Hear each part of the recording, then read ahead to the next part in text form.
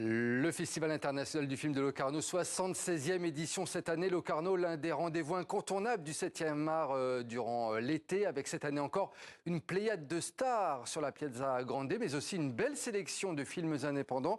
Et justement, nous sommes en ligne avec Jonah Nazaro, le directeur artistique du festival. Merci d'être avec nous dans ce 64 minutes. Alors, on présente l'événement comme le plus petit des grands festivals. Je sais que vous aimez bien cette formulation. Et cette année encore, eh bien, vous nous promettez une très très belle programmation, hein.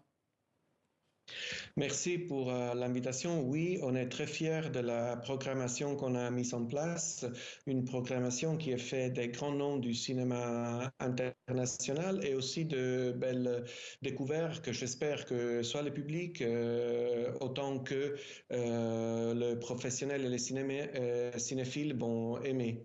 Jonah Nazaro, je crois que parmi les films que vous avez sélectionnés cette année, vous avez eu un petit coup de cœur pour Anatomie d'une chute. On le rappelle, c'est la dernière Palme d'Or à Cannes. Je crois que c'est un film que vous essayez de défendre au maximum, hein, le film de la Française Justine Triet. Oui, j'avoue que je suis fan de Justine Triet depuis la bataille de Solferino et je pense que c'est un film superbe, une réussite absolue. Pour nous, c'est un grand honneur d'avoir la Palme d'Or de Cannes sur la Piazza Grande. C'est un grand film, un thriller moral dans la veine de Otto Preminger.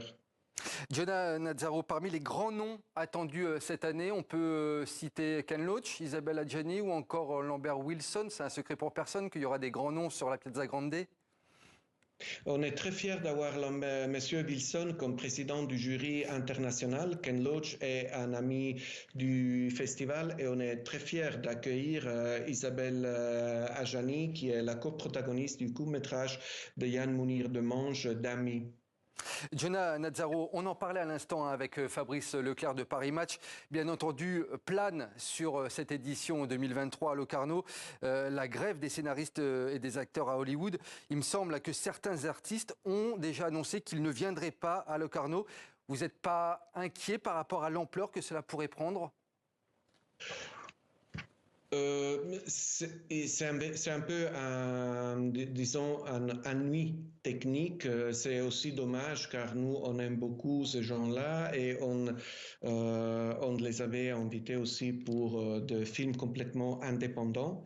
Cela dit, comme M. Leclerc avait bien expliqué, on est solidaire avec les raisons des artistes qui sont en grève car au fond, il s'agit de défendre la création artistique. On peut pas penser qu'on peut substituer la créativité des individus avec des programmes et des algorithmes. Donc, c'est un croisement historique, c'est ce qu'on est en train de vivre. Et on a choisi notre camp. Notre camp, c'est toujours à côté du cinéma indépendant et des artistes. Et oui, le cinéma indépendant qui est toujours effectivement à l'honneur à Locarno. Mettez-nous un petit peu l'eau à la bouche, Jonah Nazaro. On va voyager aux quatre coins du monde cette année avec vous. Parmi les pays qui seront représentés dans la sélection, est-ce que vous pouvez nous en citer quelques-uns ? On a par exemple l'Ukraine avec le premier film de Marina Broda, Stepne. On a l'Italie avec le premier film de Simone Bozzelli, mais on a aussi le maître roumain Radu Jude avec son nouveau film qui d'ailleurs a un titre fantastique, N'entendez trop de la fin du monde. On a le nouveau film de Lav Diaz, on a en compétition aussi le nouveau film de Quentin Dupieux. Et on a aussi le nouveau film de Rainer Sarnet. Donc, je pense que c'est un programme bouquet qui présente certaines réalisatrices et réalisateurs les plus intéressants du moment. Une dernière question, Jonah Nazaro, ça sera aussi l'occasion de témoigner de la très bonne santé du cinéma suisse, hein. Oui, je suis tout à fait d'accord avec vous. On a le plaisir de présenter sur la Piazza Grande le nouveau film de Frédéric Mermoux.